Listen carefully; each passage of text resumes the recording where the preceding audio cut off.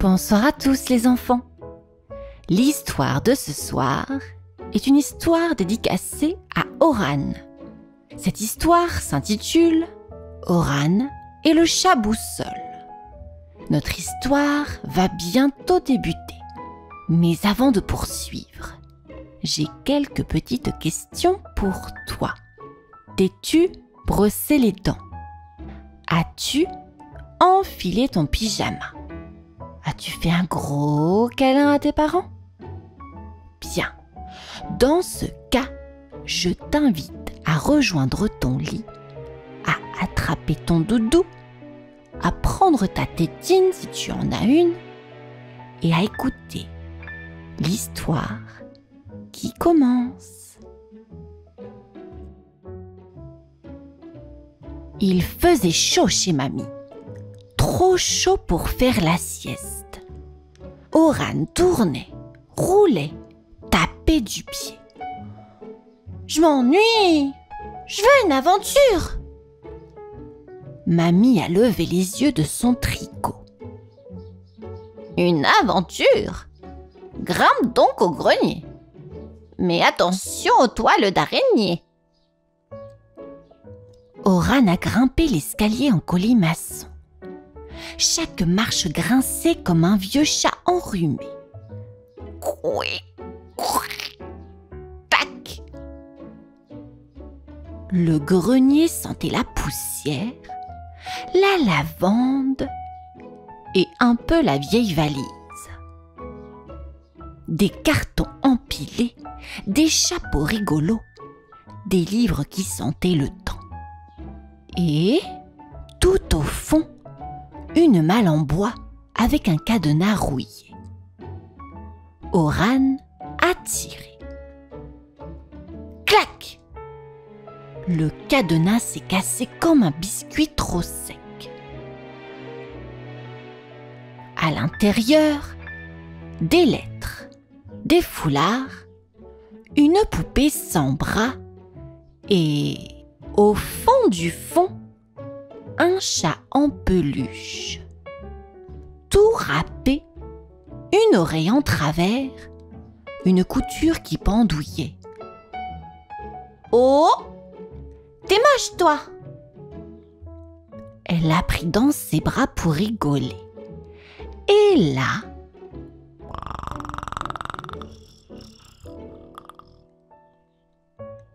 le chat a ronronné, tout doucement, comme un petit moteur magique. Hein? A fait Oran, les yeux écarquillés. Les moustaches du chat ont frémilli. Ses yeux cousus se sont entr'ouverts.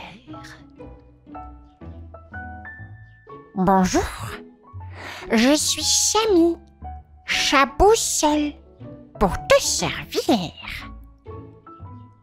Oran a bondi en arrière. Un chat qui parle? Un chat qui voyage. Serre-moi fort et je t'emmène loin, loin d'ici. Oran n'a pas hésité. Elle l'a serré tout contre son cœur. Un souffle chaud a rempli le grenier. Les murs ont tourné. Les cartons se sont envolés comme des feuilles d'automne. Et hop! Plus de grenier.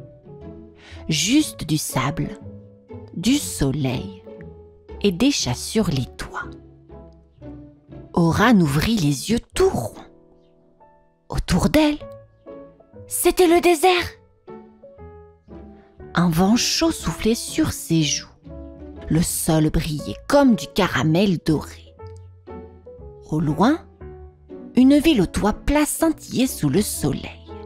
Des murs couleur miel, des dômes ronds, des minarets qui montaient tout droit dans le ciel.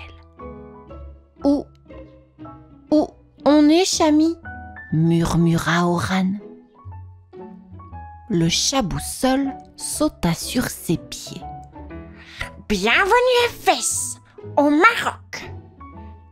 C'est l'heure du thé à la menthe et des chats perchés. Un chat noir, tout rond et moustachu, descendit d'un toit en dansant. Salam alaikum. Miaula-t-il joyeusement. Je m'appelle Sultan, chef des chats du souk. Oran rit. Il parle vraiment? Bien sûr. Ici, les chats sont bavards et les enfants sont les bienvenus, dit Chami. Sultan les guida dans une ruelle étroite. Des tapis aux 1000 couleurs pendaient au balcon. Des épices en pyramide embaumaient l'air. Cannelle, curcuma, gingembre. Des marchands souriants vendaient des babouches, des tagines, des théières ciselées. Oran ouvrit grand les yeux. Tout brillait, tout sentait bon, tout dansait. « Regardez là-bas !» s'exclama Sultan. Un stand plein de pâtisseries dorées. Oran goûta une corne de gazelle. C'était sucré, parfumé, fondant, comme un rêve d'amande. Des chats sautaient de toit en toit, jouant à chat perché avec les enfants. Un vieux matou dessinait des calligraphies avec sa queue dans la poussière. Chami se roula en boule sur un coussin moelleux. Ici, le temps prend son temps. Oran s'assit à ses côtés, les joues roses, le cœur doux. Elle se sentait si bien. Elle se sentait chez elle, même loin.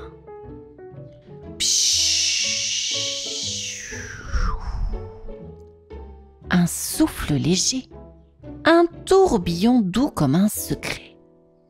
Oran serra Chami dans ses bras. Le souk s'effaça et hop! Elle atterrit dans un jardin tout rose.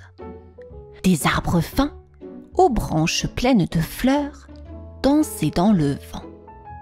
Des pétales tombaient comme de la neige en sucre. Où on est, Chami? C'est tout beau ici. C'est le Japon, Oran. Et ces arbres-là, ce sont des cerisiers en fleurs. Un petit chat blanc, avec un nœud rouge autour du cou, s'approcha. Il s'inclina doucement. Konnichiwa, je suis Yuki. Bienvenue à Kyoto. Oran s'inclina aussi, comme lui. Enchanté, Yuki. Ils marchèrent ensemble dans les allées tranquilles du jardin. Il y avait des lanternes accrochées aux branches, des petits ponts rouges et un étang où nageaient des carpes oranges. L'air sentait le thé vert et les fleurs fraîches. « Viens, on va au temple des chats !» miaula Yuki. Le temple était tout en bas, paisible, posé comme un sourire. Des chats s'y reposaient, alignés comme des statues. D'autres méditaient, les yeux fermés. Oran s'assit, elle aussi. Tout doucement, elle sentait son cœur battre moins vite, comme si tout ici lui disait « Respire ». Une dame en kimono leur apporta des mochis tout ronds à la pâte de haricots doux. Oran croqua dedans. Tout fondit.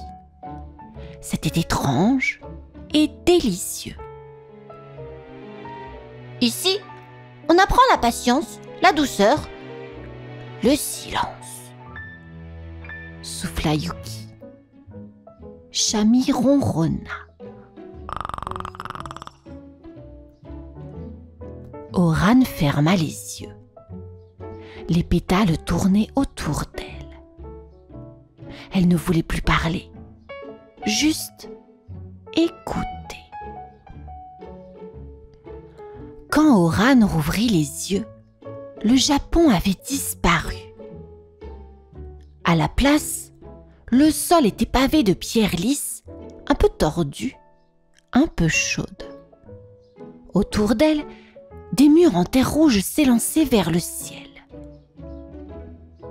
Des volets en bois, des portes sculptées, des balcons tressés. « On est encore au Maroc ?» chuchota-t-elle. Chami hocha la tête. « Mais pas n'importe où. Bienvenue dans la Médina, le cœur ancien de la ville. » Un chat tigré surgit d'une ruelle. Il portait un petit sac en bandoulière. « Suivez-moi!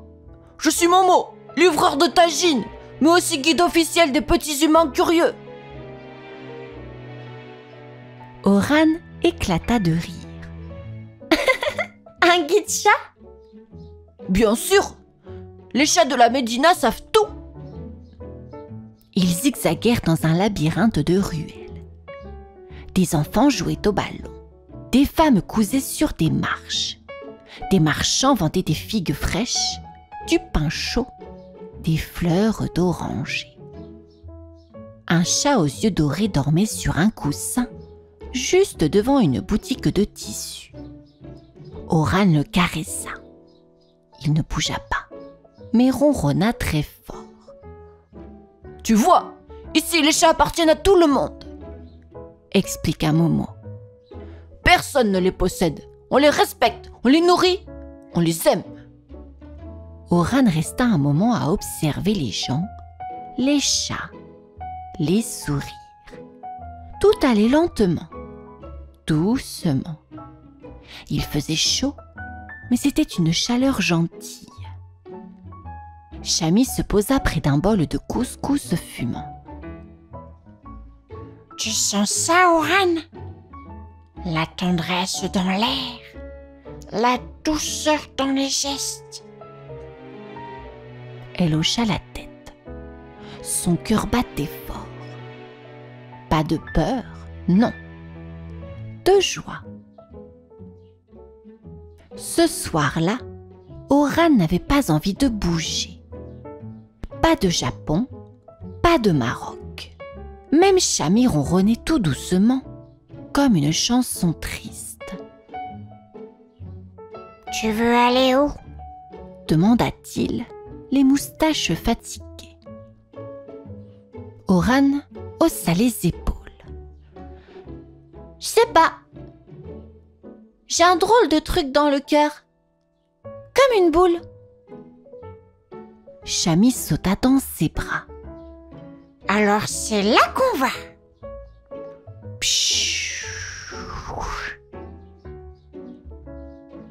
Mais cette fois, pas de ville, pas de chat rigolo, pas de parfum d'épices.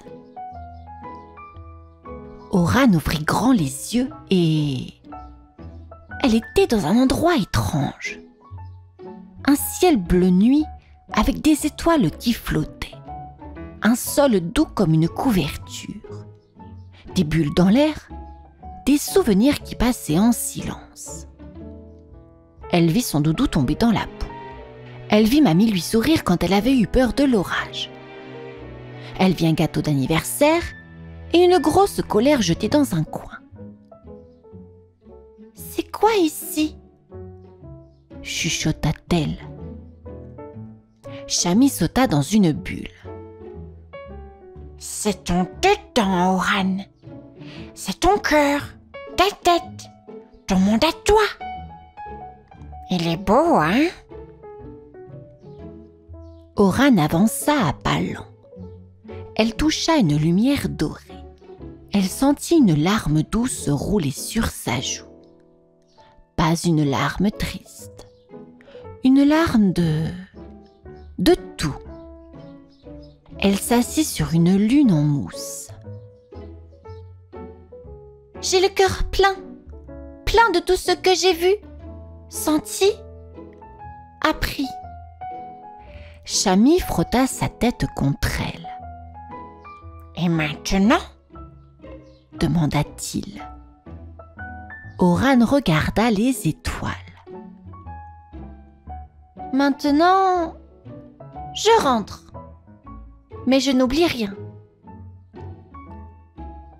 Oran rouvrit les yeux. Elle était dans le grenier de mamie. La poussière dansait dans les rayons du soleil. Les vieux cartons étaient toujours là. Mais son cœur, lui, avait changé. Elle caressa Chami, qui ronronnait dans ses bras.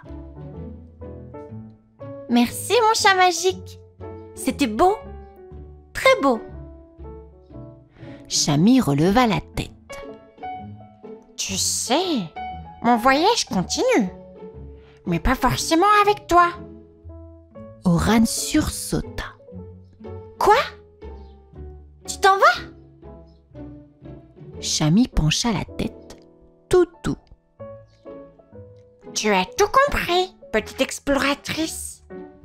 Maintenant, c'est à toi de partager. Oran resta silencieuse. Son cœur piquait un peu. Mais dedans, il faisait chaud quand même. Elle descendit du grenier, le chat serré contre elle. Dans le salon, sa petite cousine Léonie jouait par terre, les joues roses. Oran s'agenouilla. « Tu veux un secret? Un vrai ?» Léonie cligna des yeux. « Oui. » Elle lui tendit Chami. « Ce chat voyage, mais faut le serrer fort et rêver grand. » Léonie le prit, curieuse.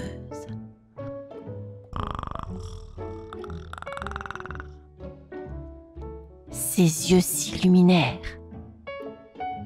Oran monta dans sa chambre.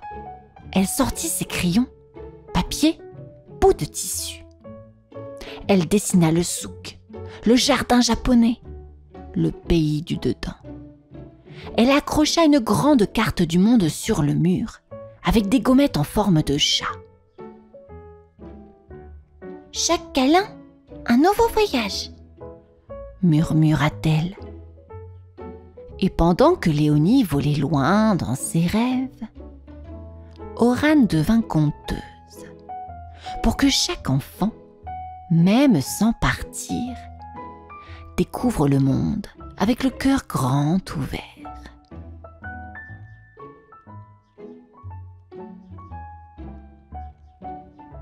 L'histoire est à présent terminée, Oran. J'espère qu'elle t'aura plu, et à vous aussi, les enfants. N'hésitez pas à me le faire savoir. En attendant, je vous souhaite une bonne nuit. Faites un gros dodo et rejoignez le pays des rêves.